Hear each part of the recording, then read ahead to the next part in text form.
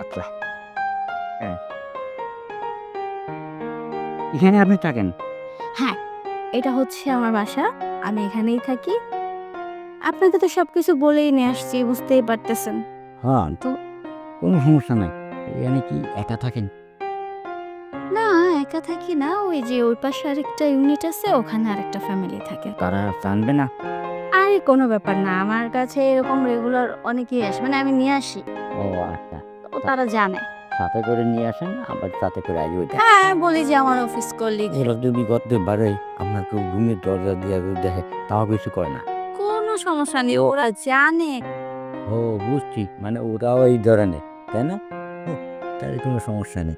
এখন কথা হলো কি, আমি যখন আইছি, তখন তো কাজটা সারিয়েই যাবো। কিন্তু এখন আ শোনেন আমি তোকে বলি। কোন। আপনাকে নিয়ে আসার কারণ আপনি তো বুড়ো মানুষ, কত বৃদ্ধ একটা মানুষ। তো আমার মতো একটা মেয়ে আপনাকে নিয়ে আসছে কেন এটার তো একটা কারণ আছে। কি কার আর আমি অনেক ইয়াং ছেলেদেরকে দেখছি, নিয়ে আসছি। কিন্তু তারা কখনোই কোনো কিছু ঠিকঠাক মতো পারে নাই। আর সেই কারণে আমি শুনছি বুড়োদের নাকি পাওয়ার একটু বেশি হয়। জোয়ানরা তো ওই যে সব উল্টাপাল্টা করে শেষ করে, বুড়োরা তো শেষ করে না।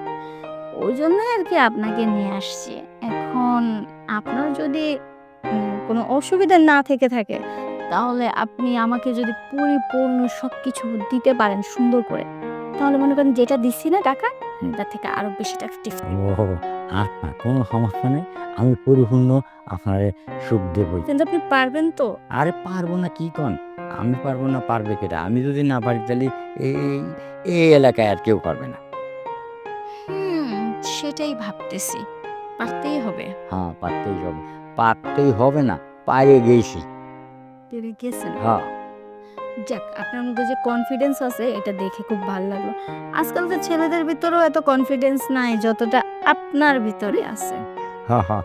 কি কথা কইছেন? হ্যাঁ, আ আমাকে মানে এই আমার সাথে যে একবার এই কাম করে, সে আবার বারবার আমার কাছে যায়। আপনাকে দেখেই বোঝা যাচ্ছে যে আপনি খুবই পারদর্শী। হুম। তো বাড়িতে কে আছে আপনার? বাড়িতে বউ নাই। বউ থাকলে কি আর এইখানে আসতাম, আসার কথা ও, মতন। ও তো ঠিক। আচ্ছা, আপনি এটা কতদিন ধরে সার্ভিস দেন? আরে সার্ভিস মানে যদি কেউ ডাকে তাহলে আসি। কেন আমি তো বুড়ো মানুষ। আমি তো কোনো মেয়েরে কইতে পারি না। কইলে আমার ঠাস করে একটা চর মারে। দেখবেন তাই না? তো করবে। হ্যাঁ, হ্যাঁ। এখন আপনি যদি নিজের থেকে আমারে বলতেন, আমিও আপনার ঠাস করে একটা না ২ টা চড় মারতাম। এইজন্য মানে গোপনে ওই আপনার মতন ২-১ জনের যারা যায়। শুনেন, আজকে যদি আপনার আপনার সবকিছু আমার ভালো লেগে যায়, তাহলে আমি আপনাকে রেগুলার। আর নিয়ে আসবো। এই তো ঠিকই কইছেন। তাহলে আপনার আর টেনশন হলো না। আপনি আমার থেকেই টাকা পাচ্ছেন। ঠিক আছে?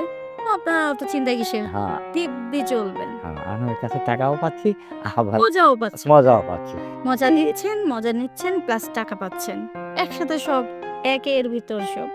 আমি আবার এরকমই। আমি না মানুষের ইয়া সহ্য করতে পারি না। আমার যাকে ভালো লেগে যায়, আমি তাকে রেগুলার রেখে দেই। ওহো! আচ্ছা, ঠিক আছে, কোনো সমস্যা নেই। এখন ঘটনা হইছে কি, বসে গল্প হবো? না, ওইটাও না, আগে একটু পরিচিত হয়ে নিলাম। পরিচিত না হলে কি হবে? ওইটার জন্য তো আসছি, ওটা তো করবোই, তাই না? তাহলে আর দেরি কেন? শুরু করা যাক। আচ্ছা, শুরু করা যাক।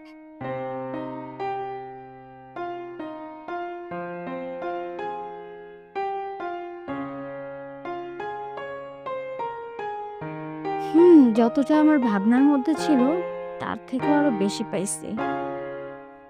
আপনার কেমন লাগলো সেটা তো বলেন?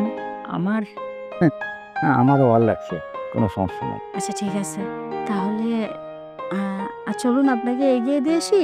আর কালকে থেকে আপনি রেগুলার চলে ও আসবেন। আচ্ছা, ঠিক আছে। তাহলে রেগুলার আমি পার্মানেন্ট হয়ে গেলাম। একদম।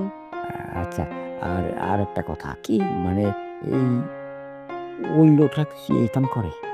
আরে ওটা পুরুষ লোক। আপনি আসুন তো। ও পুরুষ লোক। একটু বসেন। মানে ঘটনা হচ্ছে কি, যে কালকে কোন সময় আসবো? ও, আমার বাসা ফাঁকাই থাকে। যখন খুশি চলে আসবেন। ও যখন খুশি তখন কল দিবেন আমাকে আসার আগে। ও আগে আমি নিচেই থেকে মানে কল দিয়ে তারপরে আসো। হ্যাঁ, তাই না? হ্যাঁ, কল দিয়ে আসবেন। আর তাছাড়া মনে করেন সিঁড়ির সামনে আবার ক্যামেরা আছে। বুঝছেন?